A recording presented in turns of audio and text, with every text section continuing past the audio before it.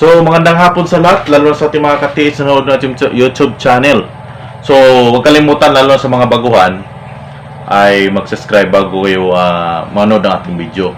Kasi para lagi kayong updated at lalo na sa ating mga bagong video na i-upload. So, what's up sa lahat na nanonood ng ating YouTube channel. So, shout out pala ang ating mga katiis na ating i-shout out. So, ating mga customer na deliveran. So, shout out sa lahat. Lalo na sa ating mga customer din na nakakuha, shout out din. Sa ating mga customer, shout out din. Sa ating mga buzzer, shout out din, di ba? So mayroon tayong dalawang strategy na ibigay sa ating mga katiis kasi lagi ako nakasubaybay sa mga treasure hunter, sa ating mga katiis din, lalo na sa mga paghukay nila. So mayroong dalawang strategy na ibigay ko sa inyo. So panoorin mo na maya kasi shout out muna na tayo. So, shout out ang ating mga katiis dyan from Nubay Siha, Nubay Vizcaya, Camarines Sur, Camarines Norte, sa Manila. So, shout out ang mga katiis natin Manila. Southern Leyte. So, ating mga kababayan from Southern Leyte. So, shout out sa lahat.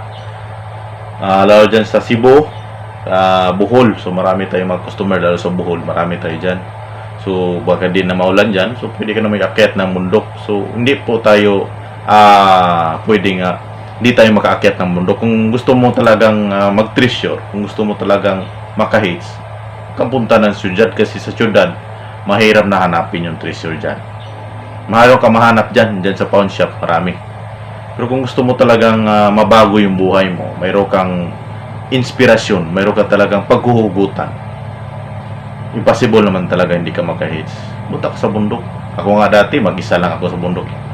Talagang hindi ako natakot dati na punta sa bundok. Pero ngayon, natakot na ako magpunta ng bundok. Naalala ko dati yung nagpunta ako sa bundok na mag-isa. Talagang nakakatakot talaga yung pupunta ng bundok kasi maraming doon. Marami pang ahas doon. Pero hindi ako natakot dati dahil sa kahirapan ng buhay. Yan ang totoo. Wala na po yung takot ko dati kasi sa sobrang hirap, sa pangarap kong talagang maahon din balang araw. So sana yan po yung naisip nyo. Hindi yung magtiis ka lang kasi gusto mong bumili ng sasakyan. Magtiis ka lang kasi gusto mong bumili ng malaking bahay, kasing laki ng bahay ng Pacquiao. Di ka pa nga nakakuha, ang dami mo ng pangarap. So iwasan natin yan sa ating mga katiis. So shout out ng ating mga katiis from Palawan, Siquijor, Camotes Island, yung mga katiis natin dyan. Saan pa? Capiz at yung mga katiis natin dyan. Lalo sa Mindanao, Cagayan, Butuan, Agusan del Sur, Surigao del Sur. So, Mati, Tagum, Davao, Sarangani, Jinsan, Cotabato, Lanao del Norte at Lanao del Sur. Sa ating mga katiis na nanood ng ating YouTube channel. Shout out sa lahat, diba? So mga katiis, ay marami akong nagmamasid lalo na sa mga katiis na mahilig rin ako magmamasid sa mga group chat sa ating mga katiis din. Mayroon talagang mayroong isang kulang. So bilang isang treasure hunter, kung alam natin kung gusto natin makakuha, bakit naman di natin mahanapin yung napakagandang sign? Di ba? Kung gusto man lang natin isang treasure hunter, kung gusto natin mabago yung buhay natin, isa lang ang puntos natin dyan, pinakauna. Hanapan natin yung magandang sign. Pangalawa, bilisan ng natin. Pangalawa, hanapin natin yung sign na maraming nakakuha. At hanapin nyo natin yung sign na maraming nakasulat, lalo na sa mga giveaways. So, maraming treasure hunter na di alam yung mga sign ng giveaways. So, wag naman kayong humingi sa akin. Marami dyan mag-search lang kayo dyan sa Google. Ito, may bago na tayong bracelet. So, mayroon tayong kunting bago. So, ito yung lagi sinut. Pero hindi ko, tinatanggal ko lang to minsan. Kasi maraming mga mata. So, yan po. Marami kayong makikita dyan sa ating Google. I-search nyo lang, signs for giveaways, sa symbol of giveaways to Yamashita Treasure. Hindi yung, sir, bigyan mo naman ako ng mga sign ng giveaways. Marami dyan. Makahanap ka. Marami dyan na mahiyawig sa mga sign mo. So kung isa kang talagang treasure hunter na napaka matan sa Bisaya ba, matan kay ka, kung matan kay ka pre, nga maghukay man kugoy klaro na sign. Gusto na ko yung hukay, klaro na sign. Para klaro pud ang atong kuha. Ana ba? Diskarte ba kanang di lang sa nagsalig ka o gadget ba? Ang gadget kasi second option mo yan eh. Second option mo yan kung saan talaga nagditik. Una ang gawin mo dyan, hindi yung porket may gamit ka, i-detect mo na lang talaga agad. Hindi mo obserbaran yung area. Hindi mo tinitingnan mabuti yung area. Ditso ka na, detect kasi may gamit eh. Di ba? Oh, alam natin may gamit eh. Anong gamit? Anong kasi kapuslanan sa gamit kundi gamiton. So okay man na. Okay man ang ng pangutan ha. Pero ikadawang pangutan na ako nimo, gusto ba ka makakuha? Dapat mayroong strategy. Di kay porket nakabili ka gamit, ditik ditik. Itama nimo kay di lalim maghukay. Di maglalim magkalot na lalumbay, laliman og tiba na itong mga ka-TH na atong napuison. Nangutana siya na atong ka-TH, nagtanong siya kasi daw, nagkasakit. So, ano yung problema? Amping ta sa treasure kay ang chemical ana gigamit bay wala pa na karon na hatagag solusyon. Ako, natamaan ko dati, pero hindi masyado, mild lang.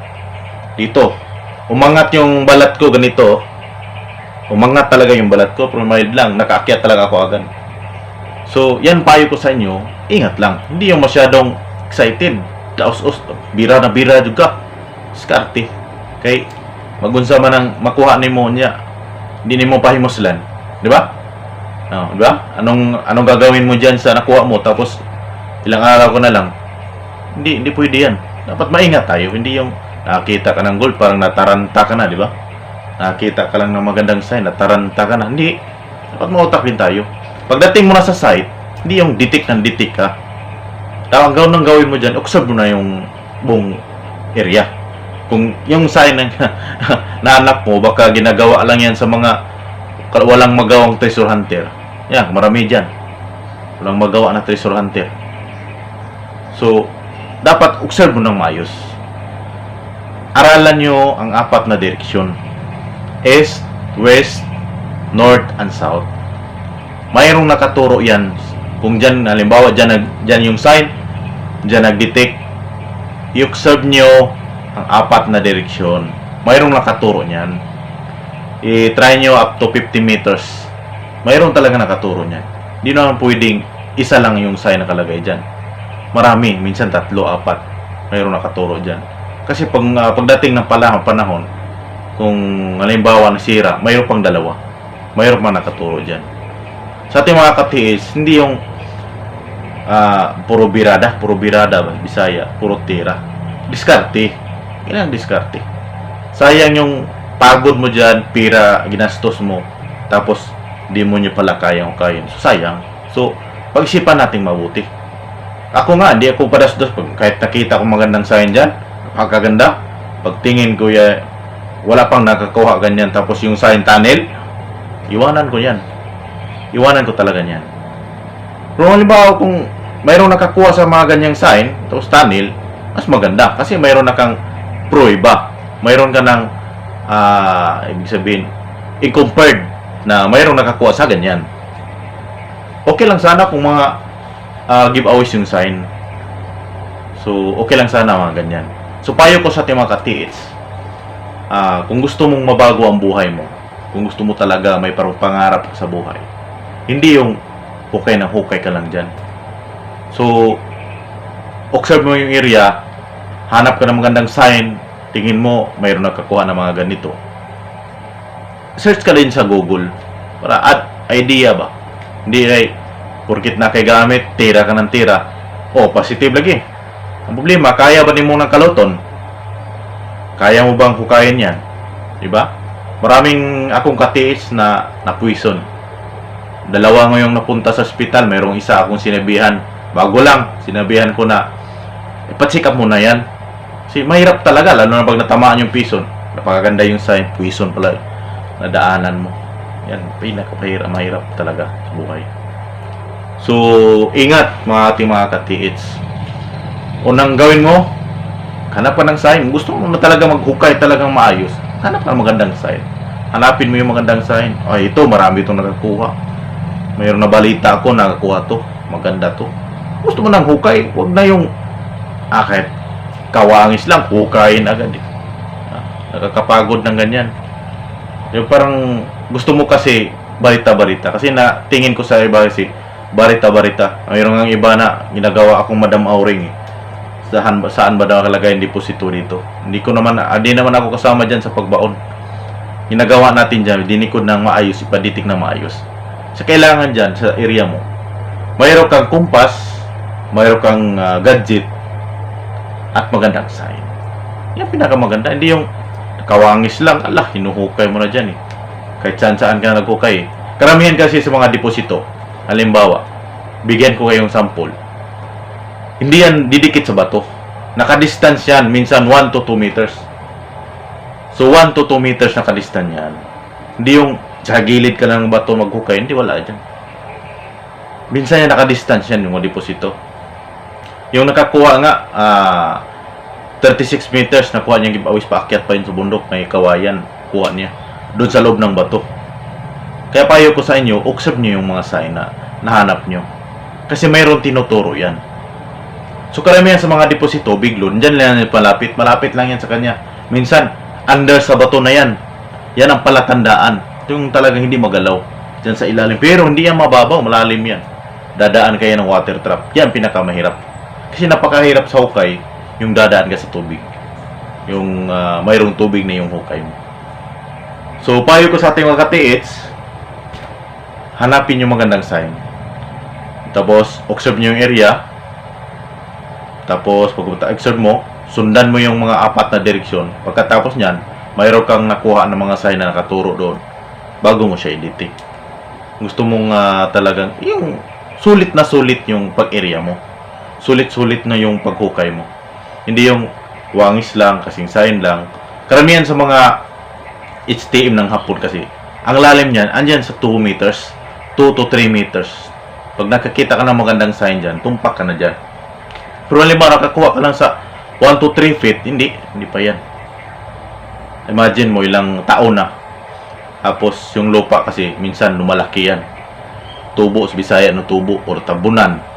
So, mayroon palang buti doon. Tapos, mayroong na landslide. Hindi na natin alam ilang taon na landslide. 1954, di ba? 1966 na landslide pala yun. Kaya ang buti, andyan sa mga 1 meter. Tapos, sinukay mo, sabi mo, sign. Wala tayo na pala. Sabihin mo, sign. Wala kang gadget dyan. Di ba? Wala kang gadget. Tapos, sinabi mong sign. Wala. Panis tayo dyan. Napakahirap. So, kailangan po rin natin ng gadget. So, ang payo sa ating mga katiits, so, ilang beses ko na sinasabi sa inyo, ang locator talaga ay pang-locate yan. Kaya tinatawag siyang locator. So, karamihan sa mga baon sa medyas na deposit, ganyan yan, no? Ganyan talaga. Diyan sisingaw sa mga malambot na lupa, yung backfill area. So, minsan yung iba dumiritso. So, minsan kung mayroon kayong mga metal detector, kung mayroon kayong mga halimbawa, mga aura meter, kung mayroon kayo talagang pera, pwede naman yung scanner bilhin nyo. So, huwag mo lang bigay sa scanner na 100%. Kasi alam nyo na, sinasabi ko na yan dati. So, kung mayroon kayo ng locator, mayroon kayong scanner, mas maganda, mayroon kayong metal detector din. Kasi pag halimbawa, karamihan talaga, narinig ko parang nadaanan yung mga hukay nyo, yung hukay nyo. Kung saan yung malambot, yung sundin nyo, observe nyo yung mga bato sa ilalim. Kasi minsan nagtuturo yan, nilalagyan niya every 1 meter. Every 1 meter yan, every 3 feet or 4 feet, mayroong mga bato yan nilalagyan nila. So, salamat sa mga nanonood na ating YouTube channel. So, huwag kalimutan lalo sa mga baguhan na mag-subscribe kayo palagi yung updated sa ating mga video. So, yan maging payo ko sa ating mga katiits. Para hindi yung sayang yung pagod natin. Pagkahanap tayo magandang sign, observe na muna natin. Kung marami ba nakakuha na ganitong sign, kung wala ba, kasi mahirapan tayo dyan. So, sa mga ganyang lalim kasi, halimbawa, kung mayroong mga big boulder heart, so marami na nakakuha dyan. So, halimbawa, mayroong star. So, ilang may star, depende yan, by Bumba or Imperial site yan. So, ang napaganda, hanapin mo pa yung ibang sign. So, pag nakunik mo na lahat, nakunikta mo na, dyan ka na mag-umpisa mag-detect. So, yan lang mga katis. Maraming salamat sa nanonood ng YouTube channel. God bless po sa inyo. So, wag yung mag-alala, makahis ka rin ka balang araw. Sipag at tiyaga lang. Tuloy mo lang ngayong pangarap mo. Kasi, baka maya, nakalon ka lang sa turko, nabago na yung pangarap mo. Pagbayarin na naman, nangangarap na naman. So, God bless sa lahat.